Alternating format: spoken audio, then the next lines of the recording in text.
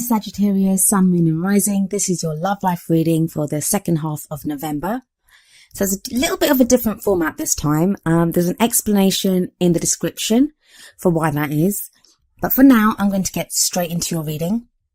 The overriding energy of your reading is the Five of Cups. Now I have to admit, when I first pulled the tarot cards for your reading, Sagittarius, there was like I swear, I literally let out a groan of like, oh, not again. Because I have a Sagittarius rising sign, so, I mean, this reading pertains to me as much as it does to anyone listening to this. And it feels like we've been waiting forever. Like, we keep getting told that, I don't know, like back in October, there was so much hope and so much this feeling that things were going to be okay. And then things went kind of downhill after that, and it was like, I don't know what's happening. But the Five of Cups talks about grief, missed opportunities, regrets. There are some Sagittarians out there that will be grieving for the loss of something. But the energy of the Five of Cups very much says, don't get bogged down by that which has been lost. So I think quite a few Sagittarians have been hurt so badly by someone in their past, someone that left them, or, just the loss of a relationship, or just the way they've been treated in a relationship. Even for those of you that are in relationships right now, maybe the way you've been treated by your partner, it's left you feeling so hurt and so dejected, like this guy, kind of bent over the bar, that you may not be seeing that there is still hope there. What this guy doesn't seem to see is that the barmaid, she's bringing over 2 cups, but he doesn't even look up. He doesn't see them. Now, the 2 cups in this always speak to me of the Two of Cups. And the Two of Cups is that kind of soulmate relationship, karmic relationship. It's that beautiful, loving, supportive relationship. So it's like that is there for us. That maybe the pain and the heartache and the loss and the regrets, or whatever Sagittarius has had to go through, that was to lead you to the Two of Cups. So the overriding energy is to say, don't get stuck. Don't get stuck in this Five of Cups energy. And don't lose hope. I know it's taking forever, but don't lose hope. And I mean, this theme is continued in the first card, which is what is at the heart of your love life for the second half of November. And that's the Four of Cups. The Four of Cups talks about being stuck, and it's very much a very similar message to the Five of Cups. This is feeling stuck, but this is not so much. Whereas the guy in the first card in the Five of Cups, he's dejected and he's given up all hope and he's very sad and very upset about everything that's happened. The guy in the Four of Cups, he's kind of laid back, and it looks like, he's got his sleeves rolled up and he's got 3 cups in front of him, and he seems to be ruminating over a problem. So you've not entirely given up, Sagittarius. A lot of you have not entirely given up. There's still this hope there. You just can't figure out, though, how to solve this. How do you get the love life that you want? And there's this kind of need and desire for that love life, but you just feel like, I don't know what to do about this. And that's whether you're single or in a relationship. Now, again, with this, it's those 3 cups. So very much like the Five of Cups, in the Four of Cups, we have a man looking at 3 cups, but rather than being dejected like the man is in the Five of Cups, this guy seems to be more contemplative. He seems to be lost in thought, trying to figure out, puzzle through a problem. Now, some Sagittarians may find themselves in a love triangle, and I don't always get that message. I do not always get that message with the 3s, but because there are 3 cups twice, it feels like some of you are dealing with a love triangle, but if you are, I don't think it would be something that you're aware of. So if you're not aware of a love triangle, please don't think that you're in a love triangle, or that your partner or person that you're interested in is cheating on you, because that's not what I'm saying. I'm saying the way the 3 cups have come up in both cards, and one guy's dejected, the other one's kind of thinking about it, you would already be aware of this. It won't be news to you if that is the case. For those of you that does not resonate with and that doesn't apply to, please try to understand that it may just be that you're feeling stuck. As a single person, you may not know how to start dating. As a person in a relationship, you may not know how to regain the love in your relationship or to reconnect with your partner. Now, just as in the Five of Cups, we have the Two of Cups being offered to the person and he doesn't see them. In the Four of Cups, there is one cup, like the Ace of Cups being offered. And the Ace of Cups talks about new love, new beginnings, reconciliations, reconnection. It's all about new love and a new kind of breath of life being breathed into your love life. Emotional growth, happiness, your cup spilling over with love. And this guy doesn't see that. He's so lost and caught up in the problems which the 3 cups represent. He doesn't notice that even though he's taken books down from the shelf, I'm assuming, to kind of figure out the problem, there is one cup still on the shelf, and that cup does represent the Ace of Cups. The energy that you're coming into this half of the month with is the Fool. And the Fool talks about new beginnings, a new journey being started, and it is a major arcana card, so that's a major new chapter beginning in your life. And I think that's what's got a lot of Sagittarians feeling stuck. The 5 of Cups seems to be like a hangover from whatever previous relationship or love situation or connection with a loved one that you had. And the 4 of Cups is very much about still feeling stuck. And I think you're feeling stuck now because the energy of the Fool that was there, that has recently been around you, it makes us feel kind of like the promise of, ooh, yeah, something new's about to begin. But then nothing kind of delivers on that. And you're thinking, well, hang on a second. What was all that hype about? Why did I felt like something was about to happen here.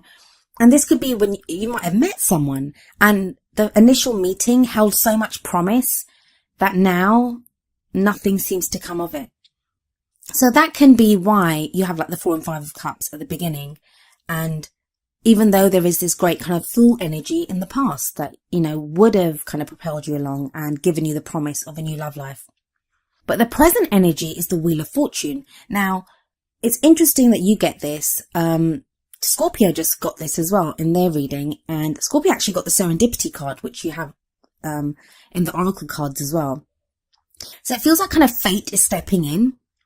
And it's interesting that both spreads had the 2 cards that kind of echo each other.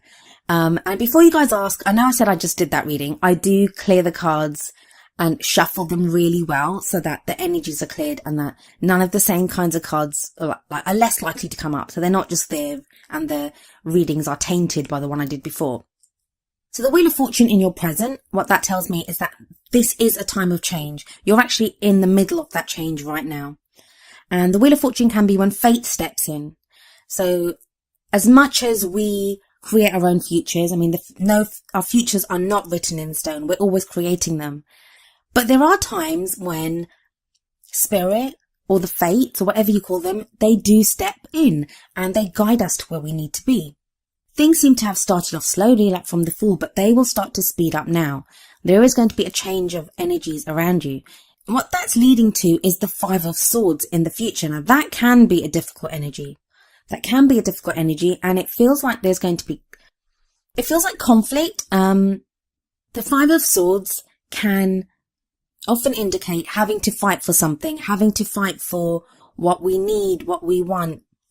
The 5 of Swords can show conflict with a partner. So if you're in an existing relationship, you may find yourself at odds with your partner at this time. And usually I would say the warning that I give with the 5 of Swords is pick your battles wisely. That's what the advice I always give with the 5 of Swords, that pick your battles wisely, because even though it doesn't show that you won't be victorious, the victory may be yours, but sometimes the victory can be empty because it costs you so much, in energy or emotion or psychologically or whatever way, but it may cost you more than you gain from it. However, in this case, I don't get that because we have the 9 of Wands coming up, as where you're headed, as the energy that you'll take into December. And 9 of Wands says, don't give up. Don't give up. You're really close to the end. Look at this guy. He's battered and he seems to be on the lookout. And it seems like he's been doing his job forever and he's tired and he wants to just leave. And that may be that he's been through the energy of the 5 of Swords. So he's been through that conflict. But the 9 of Wands says, you're so close to the end. 10s are all about completion. So 9 is just before that. You're just about to get to where you need to be. Don't give up just yet. Just don't give up. Now, that's not to say be reckless or stay with someone that you don't want to stay with. I think it has more to do with the hope. Because the first two cards, the Five of Cups and the Four of Cups, they speak of hope. The Ace of Cups that's being offered to you, the Two of Cups that's being offered to you, that's love and a relationship. So that kind of relationship that you want, the love that you want, it is there for you, but there's a little bit of turmoil to get through before you get there. And this is echoed by the Oracle card that you got from the Romance Angels deck. And it says, very soon. Clearly decide what you want so that it comes to you now. I mean, at its essence, it's very, very clear. What do you want? That's what the card says. What do you want? And it may be that you don't know what you want. I feel like there's a time that's gone by, especially with the Fool energy, that you thought you knew what you wanted, and now things seem to be in turmoil again. Maybe with the Wheel of Fortune card right now, you've seen a different side of someone if you're in a relationship, or if you're interested in someone, or you're unsure of yourself. You're unsure if you want that kind of relationship. So get very clear on what it is that you want, because the promise of this card is that it is there for you very soon. And that's what the Nine of Wands says as well. That you're almost there. You're almost there. The card from the Wisdom of the Oracle deck is Serendipity, number 18, Serendipity. And I'll read the meaning from the book. The essential meanings are opportunity allied with readiness, the awareness of synchronicity, luck and good fortune appearing as signs and symbols, a magical alignment of events. Relationship message. Spirit has a plan, and that plan is to place you in front of the right person at the right time. You have met or are about to meet someone vitally important to your journey. Someone Spirit wants to bring into your life. Only divine forces can plan this meeting. It is out of your hands.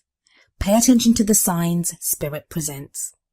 So, I mean, this card very much echoes the promise of the Two of Cups and the Five of Cups and the Ace of Cups. That's kind of on the shelf in the Four of Cups. The love life that you want can be yours. You just have to follow the signs.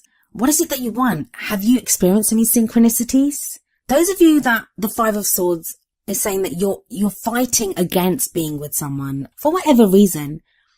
I'm not saying that if someone's bad for you to resist that. Please resist that. Don't go with that. But I mean, for some of you, it feels like you may be, there are arguments. I see arguments, and a lot of these may be in text form. I don't know why I'm getting that, but just conflict and arguments that's being communicated back and forth, but in text form. So be careful with your words. Don't be too severe. If you really don't want to be with someone, then make a clean break. Don't get into a war of words or an argument. If, on the other hand, what you're wanting to give up on, or, the sense that you now think, I don't know if I've got the energy to do this, is if you're fighting for a love or someone that you feel might be your soulmate, or you have that kind of connection with, then please don't give up yet. Decide what it is that you want. You don't even have to focus on the other person. Focus on what it is that you want. What is it in your heart of hearts that you really want?